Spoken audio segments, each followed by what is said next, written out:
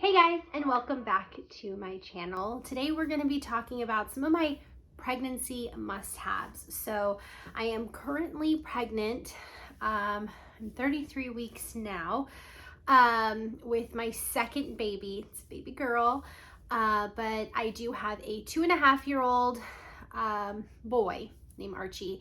And so this is my second time being pregnant. And so I feel really good about creating this list for you, especially if you're a first-time mom and finding out you're pregnant, not really sure what will help you kind of through this experience. So I'm here to break it down for you.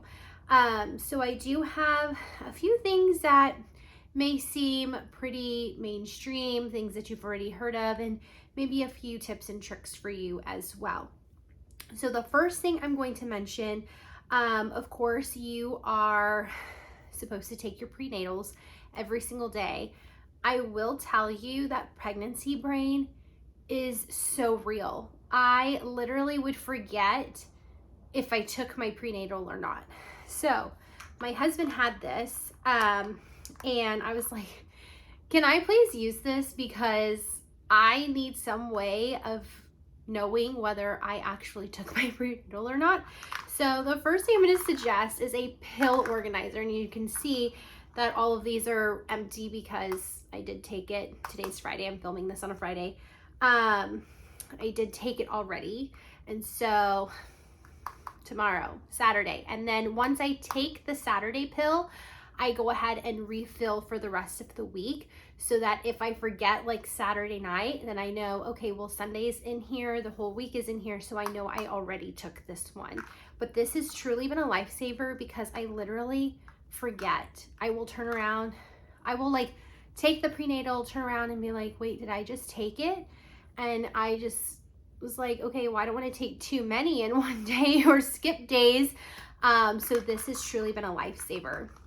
And of course, I will be sure to link all of the items that I can find in the description box as well for you. So don't worry about that. It'll be an easy place to find it. The next thing, and I kind of suggest starting this rather early, is a stretch mark cream. And so I do have two here to show you. So you can use like your normal cocoa butter stretch mark cream. And then also something that I've been using and love is this Golden Secrets Womb Wisdom Skin Toning Oil. So if you would prefer to use an oil, then I do recommend this. I will say I was trying to pinpoint the scent to it, and I think that the closest I can get to it is that it kind of does smell like celery juice, as random as that is. It doesn't smell terrible. It's just like whether you like the smell of celery juice or not, I guess. Now, I would say that if you are very sensitive to scents, then maybe in the first trimester, you might want to stick with just like a lotion or a cream that you know the scent of. But this I've been using throughout my third trimester, and I actually really do like it. I wasn't sure how I would like an oil just because it can get kind of messy, but honestly, I feel like my skin soaks this up really well. Now, I will preface well, I guess I'm not prefacing it because I'm saying it after. They're not to prevent you from getting stretch marks. It's just to kind of help the elasticity of your skin so that hopefully they don't get as bad as they potentially could get. So I still have stretch marks from my first pregnancy. I had stretch marks before I even got pregnant, just on my thighs, just because that's a normal thing for women to have stretch marks on their body. And so it didn't prevent me from getting stretch marks again, but I think that it truly did help with the elasticity of my skin. And so my stretch marks weren't so incredibly deep. And I didn't get a ton. But again, you can just use your regular old cocoa butter stretch mark cream, which I actually do love this. I actually love the scent of cocoa butter as well. I know some women don't. But again, this body oil I've been using it's been pretty good. I actually really like it so far. Again, it's called Womb Wisdom Skin Toning Oil, and I will definitely link both of those below for you as well. Another thing that I did get, and I did have a pair from my previous pregnancy, are some maternity leggings. So these are them. They're just black, just normal maternity leggings. I got these from Amazon, and I actually got another pair for this pregnancy because I'm literally living in these. What I really like about it is that it has an elastic band that you can adjust. So there's a button right here, so you can pull this band out. That's kind of hidden in here. So when I was earlier in my pregnancy and my belly wasn't really that big yet, I was able to make this tighter, and you just pull this out and then button it to, you know, your preference. But then since my belly has grown, I no longer need to adjust it because we fill this baby up no problem. So I'm sorry, I'm out of breath. This is what being pregnant is like, constantly out of breath. But these are super buttery soft. I literally live in these, and I just cannot rave about these anymore. Speaking of being out of breath and being thirsty, I highly suggest a very large water tumbler because you're gonna want to drink water all day long, and it will be beneficial for you anyways. You should hydrate. So it doesn't matter what kind of water container you get a Stanley, get a Yeti. This one's called Reduce. I got it from Target. They sell it on Amazon as well. It really, Hydro Flask, you do you, boo-boo, but just get yourself a water container, and one that's large so that you don't have to go to the fridge or like fill it up as often as you normally would, you know, if you had like a smaller one. Another thing that I also have been living in are dresses. I know for some pregnant women, pants are a no-go. I like pants when pregnant. I guess it's just because the sneezing, and this is postpartum too, the sneezing and the laughter and just the overall movement, you just don't know what's gonna happen. So I like the, you know, the comfortability of wearing pants in case you sneeze a little too hard. And if you know, you know. But I also do wear a lot of dresses just because for comfort level, and then obviously like we're nearing the spring and it's really hot and my hormones are all over the place. So usually I'm like freezing cold. And I don't want the fan on when I'm asleep. I don't like being cold. But I have been on fire, literally. Like my husband, who runs so hot, is like, it's cold in here. And I'm like, I'm sweating right now. I just have all this extra weight and this, you know, this extra person that's soaking up all my coolness. Anyways, so a good thing to have if you do wear dresses is, again, I like the extra support, just because I don't like my belly just like free falling, I guess, unless I'm sleeping, and then that's a whole nother story. But something that I did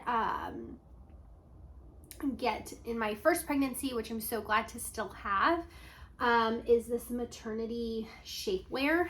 So you can see it has like this area for your belly. It's got little flowers on there if you can see them, but it's just super stretchy, super comfortable. It's not meant to suck you in at all. It doesn't feel that way. It doesn't, and it has this like thicker band, so it doesn't go into your sides or anything. I literally could wear this just as like biker shorts, but they're super stretchy and super comfortable. And again, like I just like having that support of like that belly support even in a dress. So I truly do appreciate this. Plus, it does help soothe out some of that cellulite that I got on my butt, cheeks, and my thighs because of the added weight in that area. Something else that I got off of Amazon, and I've needed it way more this time, and actually I didn't even get one my first pregnancy. So a little history lesson here. With Archie, I actually had like almost virtually no pregnancy symptoms. I got lightning crotch and like, you know, it got harder towards the end. But I mean, I was working out, I was feeling pretty great, no morning sickness, anything. But this time around, I've had it, you name it, and I probably have had it at this point. But something that I've been really suffering with since the second trimester is a lot of ligament pain and pelvic pain. And so I got one of these like belly bands that you just fit under your belly, and you just Velcro to the back, and it kind of helps lift it. And so it really takes some of that pressure off of your back. And then also it has helped quite a bit in terms of like my pelvic pain. So that I do appreciate. But yeah, just a little belly band, and you may not need it. You may need it. I guess it just depends on how you're feeling these days. You may not need it now, and then you might need it later in the pregnancy. Another thing that I did get this time around too, is a pregnancy ball, and I'll just kind of quickly show you. It's just one of these balls. And I am hoping, and I say hoping because I'm not naive to think that things can shift and things can happen. You can go into the hospital with a birth plan and things hit the fan and it all shifts and changes.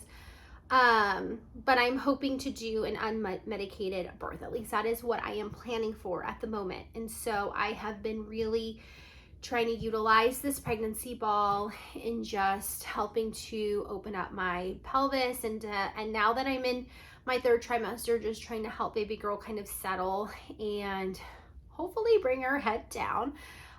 So I have actually YouTubed quite a few exercises, and I can share those with you or I can share those channels with you if you're interested. And I've been utilizing that at least every day, at least once a day, doing stretches and just really trying to get my body right, so that we can try this unmedicated birth situation. Because with my son, I was induced and I did get an epidural and everything, which was fine. I'm not suggesting that that's wrong, or that I hated it. I mean, it is what it is, can't take it back. But I do want to try to go this route. So we shall see how it goes. I also have a very low pain tolerance. So I, again, am not naive to think that I might get in there and, you know, things happen and then I'm like, never mind. I don't want to do this anymore. But I do know part of the unmedicated birth plan is to feel that with your whole mind, body, and soul. And my husband is very aware of that. I do want to go with an unmedicated birth. But again, I have a very low pain tolerance. So never say never is my motto. However, if I want something, I will make that happen. But giving birth, you know, you just don't know how it's going to go 100% of the time. And I'm also hoping to not be induced this time. So we shall see. Looking good so far. But again, the pain is pretty significant some days. So we'll see. But anyways, send prayers. Okay. Last but not least, actually, no, I have one other thing aside from this. I guess I'll talk about it since I just pointed at it. Is a pregnancy pillow, body pillow. I actually got this when I was pregnant with my son, and so I just dug it out of storage and washed it. But it's just a big old pregnancy pillow. And what I really like about this is that it's shaped in a C, if you can see that. And so it's really nice because you can rest your head on it, and then it kind of goes along your back, whichever way. And then you can kind of curl this up to go in between your legs, which has been really helpful as well. I will say that I was using this every single night in the first and second trimester. However, I have kind of put a little bit of a pause on it. And the reason why I say that is because my husband and I have like a queen size bed. And so this took up almost the entire bed. And now with my belly being as big as it is, poor thing, like my husband's on the edge. So I feel so bad for him.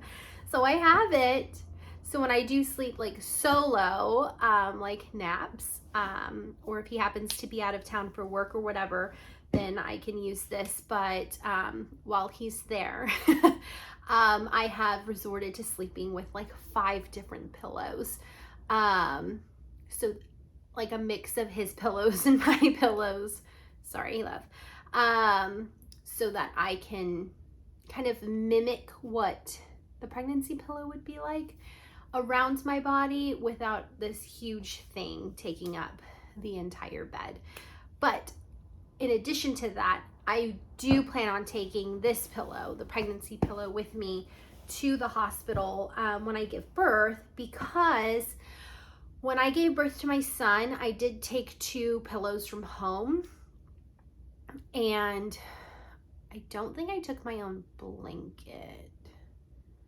I don't remember. I know my husband will like pack his own things, and so like I definitely don't have to worry about him, but like I did share, like I took 2 pillows, one for me and one for him, in which he did use. But the hospital pillows are so thin, and so you need like a million of them to help support you.